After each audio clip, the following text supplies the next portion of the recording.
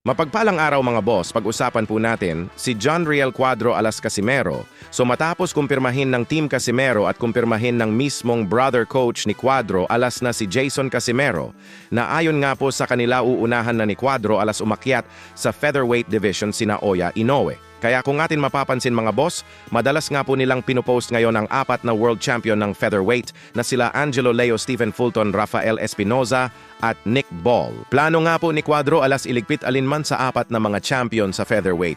Dahil dyan may fan nga po si Cuadro alas ang nagkomento mga boss at ayon sa kanya di raw. Basta makalaban yung apat na yan. Kailangan daw munang mailagay sa ranking si Cuadro alas Casimero. Well, totoo naman po yan mga bossing, pero alalahanin din po natin na former 3-division champion si Cuadro alas, kung malakas ang kanyang bagong promoter pwedeng dumirekta. Si Casimero alinman dyan sa apat na champion. Ito po ang patunay sa sinasabi ko mga bossing. September, nakaraan taon nakalaban ni Naoya Inoue si TJ Doheny kung saan nagtapos ang kanilang salpukan sa round 7. Sa kadahilan ng sumuko itong si TJ Doheny, ika nga nila ni Rayuma daw itong si TJ Doheny kaya sumurrender kay Naoya Inoue. Pero nitong mga nakaraang buwan lang ay umakyat po si TJ Doheny sa featherweight division ni walang tune-up at wala rin ranking. Basta na lang ipinalapa si TJ Doheny sa makamandag na leon. Yan ay walang iba ang undefeated current WBA featherweight champion na si Nick Ball.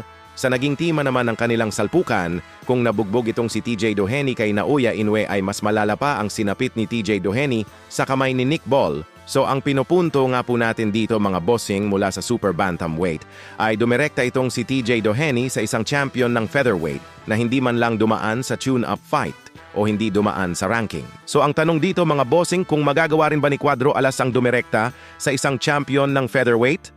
Ang sagot po dyan mga bossing, maaari naman yan kung malakas ang bagong promoter ni Casimero katulad sa ginawa ng promoter ni TJ Doheny na dumirekta sa isang champion. Pero mas maganda kay Casimero dumaan muna sa isang tune-up. Samantala sa isang live naman kanina sa YouTube ng isa sa mga Team Casimero na si Joseph Rivera, kung saan meron isang basher mga bossing ang naghamon ng 50,000 na pustahan, birada ng naghahamon, ilantad daw ni Joseph Rivera ang sinasabing promosyon ni Casimero at aura mismo. Bibigyan niya daw si Joseph Rivera ng 50,000. So tinawanan lang po yan ni Joseph Rivera ang sinasabing 50,000.